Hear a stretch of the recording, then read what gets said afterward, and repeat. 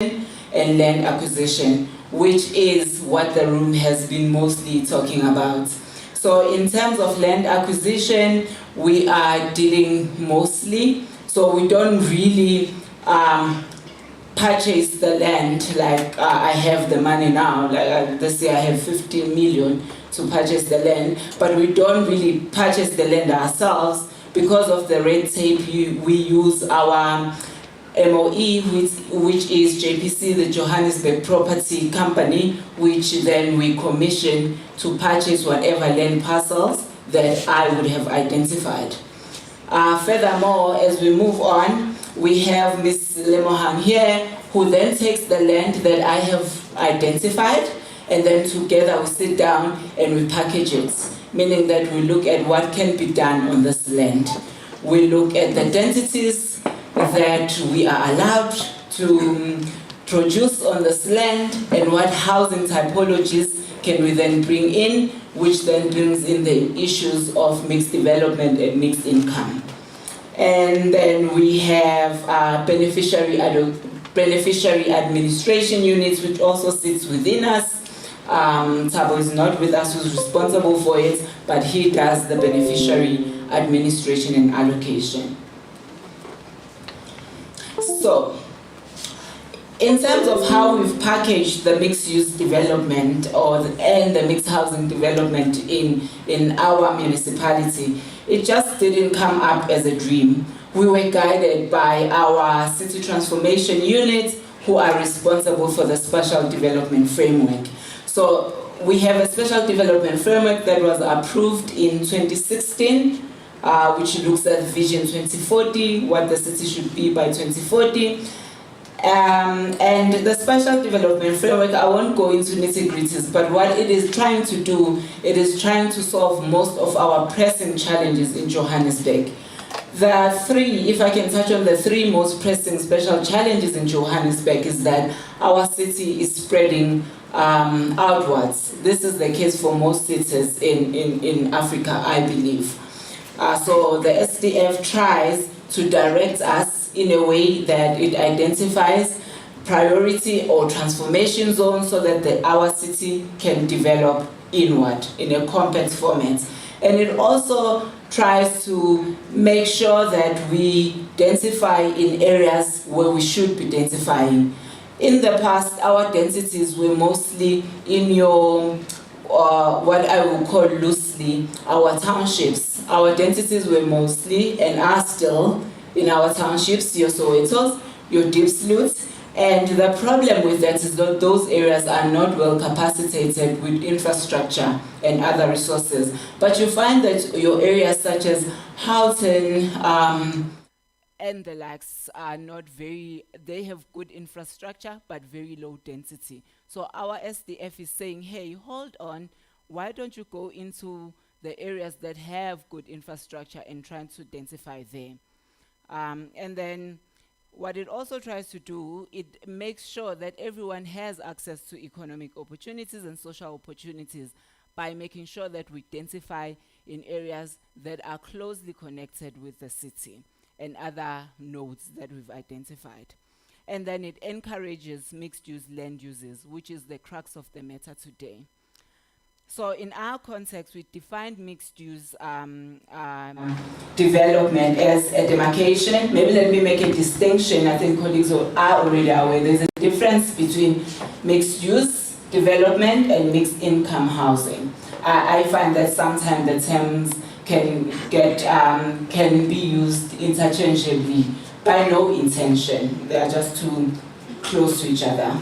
So for mixed-use development, as we define it in the city of Joburg, is a demarcated area along the transit routes, nodes, and amenities that encourages economic, social, and residential activities to accommodate. Basically, these are areas where one, as it is always said, where one can live, play, and work. Characteristics of mixed use: how do we know if a neighborhood that we have created or a development that we have created is indeed a mixed use?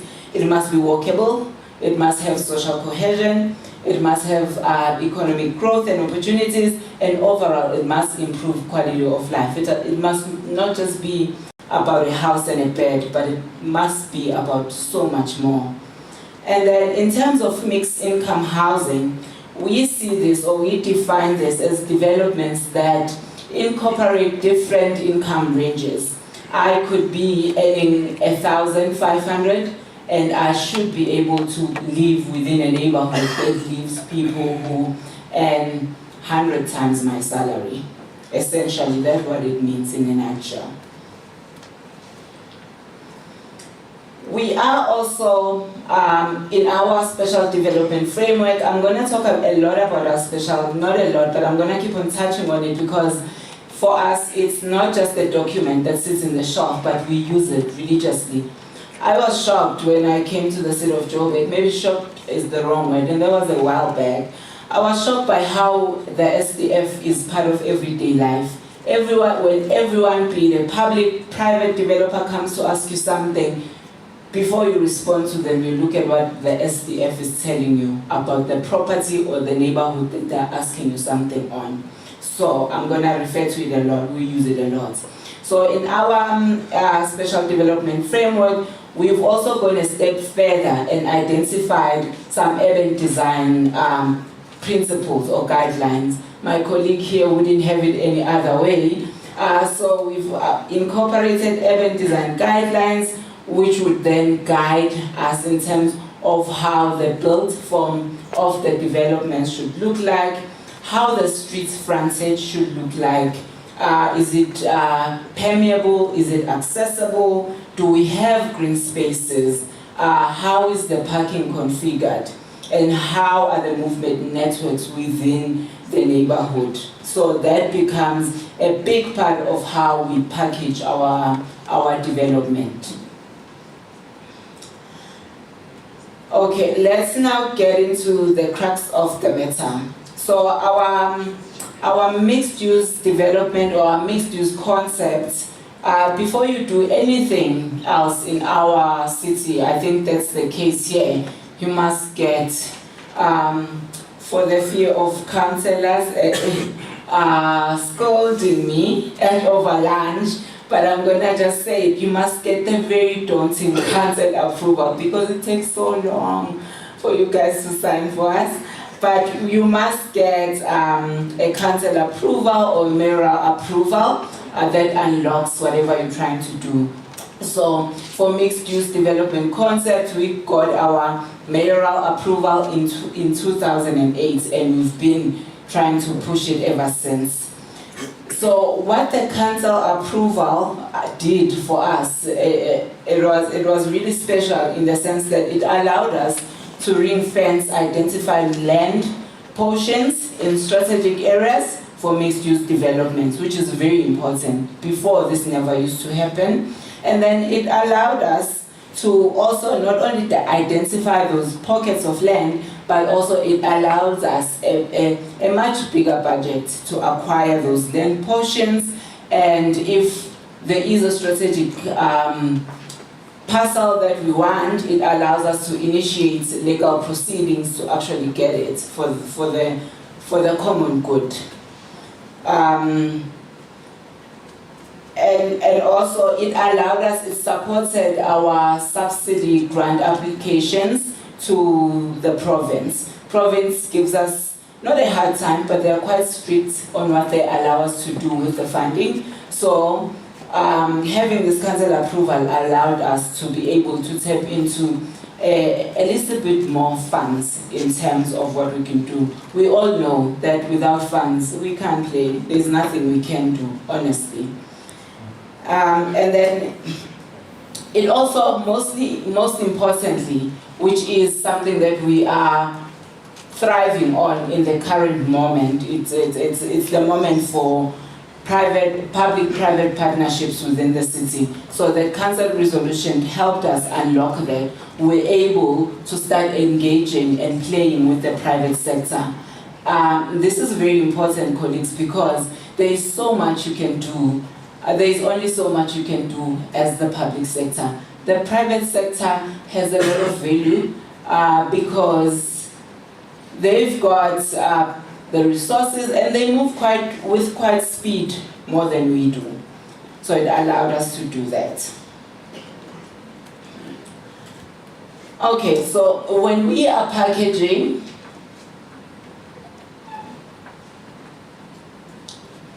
and break. So when we are packaging our mixed-use income developments, these are the components that will be key. The first component is, firstly, we've identified the land that we want to play on, how big is it, where is it, and then we look at the context, the surroundings, which will then inform what kind of housing code program dip into, depending on what kind of a problem we are trying to solve. Mostly, with the ones that we are currently doing, we identify a huge piece of land and we are trying to accommodate informal settlements that are around that portion of land, but not just informal settlements, other uses. We would have social housing and all of that, depending on the context of the area. So the most very important component is deciding on what applicable housing code programs will be suitable for what you're trying to do. In our case, we usually most use, we usually most use IRDP, which is for your BNG products, and then we use UISP. We use social housing, we use CRU, and we use FLISP, and we club these all up in one development. And we club the funding too. So it's not just funding from one stream, it's funding from a whole lot, and that helps. And then in terms of the funding streams, as I've just spoken about funding, we tap into UISDG, we tap into HSDG, we tap into UISP, and then we tap into your social housing grant. Lemon, sorry, a bit. And then we look at the ratios. I think the ratios are very important. We look at the split that we will then use in terms of packaging our development. The preferred ratio split for us currently is 50 for BNG, 25 for open markets, and then 25 for gap housing. But I think I must mention that we are not married to these ratios. For instance, in a development that we are doing in Flerov, we use the 33-33-33 split, meaning that each program gets 33. So there is no council resolution that ties us to ratios. Again, we just look at context. And then getting into the models that we are using for implementing our mixed-use developments in terms of how do we actually get to play with the private sector. We are currently exploring 3 models, and I must say that in some we've gotten banned, in some we've won. So the first one that we have used is the private sector master developer. That is where we put out a call for proposals for a development company, and we get into bed with a specific development company. I think I've gone off mic. Am I still fine? Okay. And then we get into bed with a specific development company. For example, my colleague will be talking more on real projects, but I'm going to touch on them. In Luferen, the one that we are actually working with is the Luferen Development Company. And the advantage with that model is that we are able to maintain, there's a very clear long-term vision, and we can leverage on the skills and the investment that the development company is willing to bring into the table. And also, there is a bit of a move away from the political interference in the space if we use a private development company like the Luferen Development Company. The biggest disadvantage with that is that there is less public control. because you've literally taken all the work and given it to a private development company, you do lose some control in terms of what actually happens. But in terms of delivery of the actual units, we do deliver, so we rate it as the risk is pretty moderate, which is good. And then the second one is the independent agency. So with this model, where we are using an independent agency approved by the city, an example of that one is South Hills, the second one, where we put out a call for proposal, but this call for proposal was mainly to the 4 major banks. So we said to the banks, this is the land that we've identified. We've done planning studies on the SWAC. I think we put in about 5 million to do planning studies on the piece of land that we had acquired.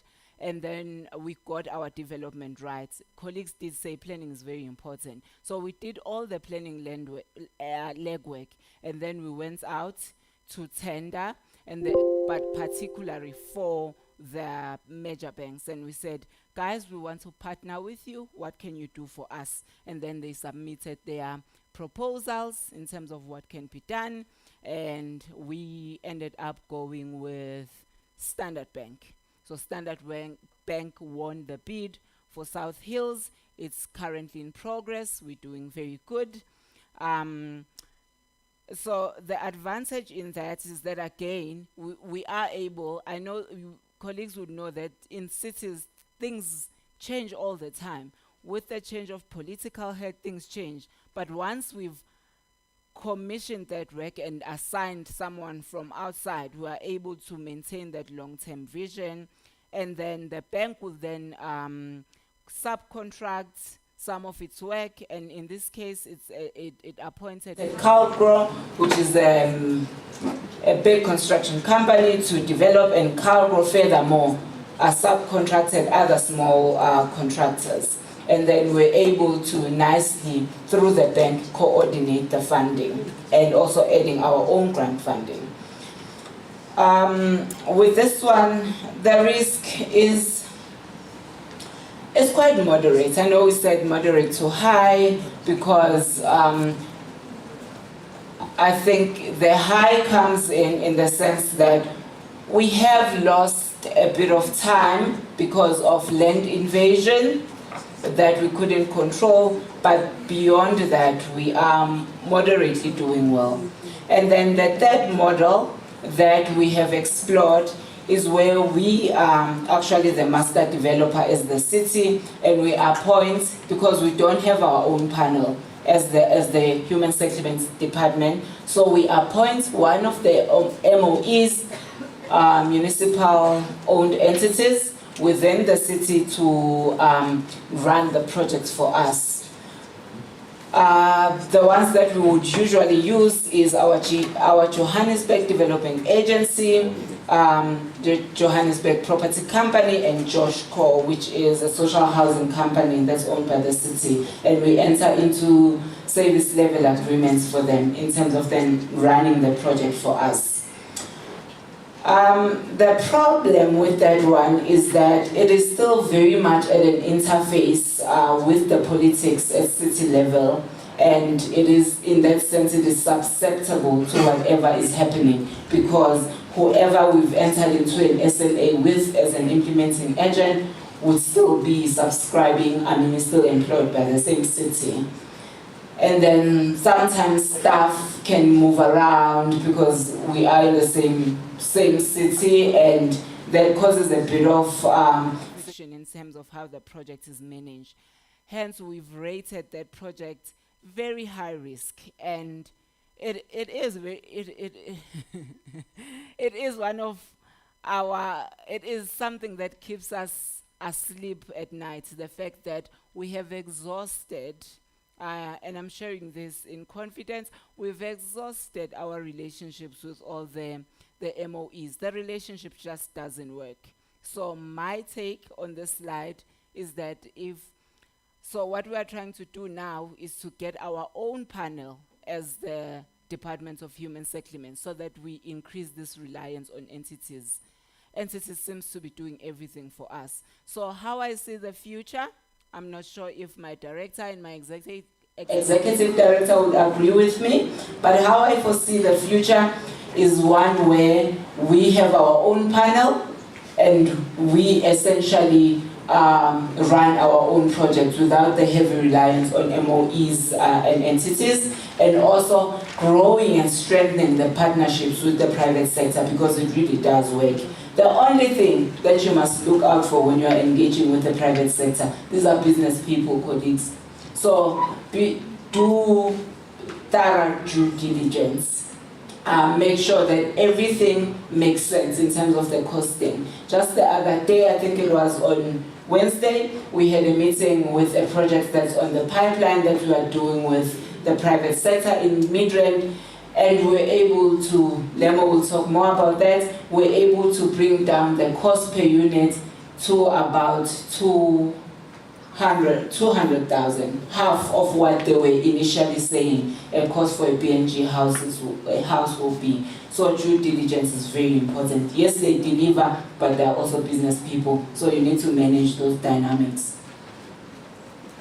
And then in terms of what we bring, what each entity will bring into these kind of partnerships, in most cases, the city brings the land which we own and we have gotten in development applications for. That's what we usually bring to the table. We say to whomever that we want to partner with,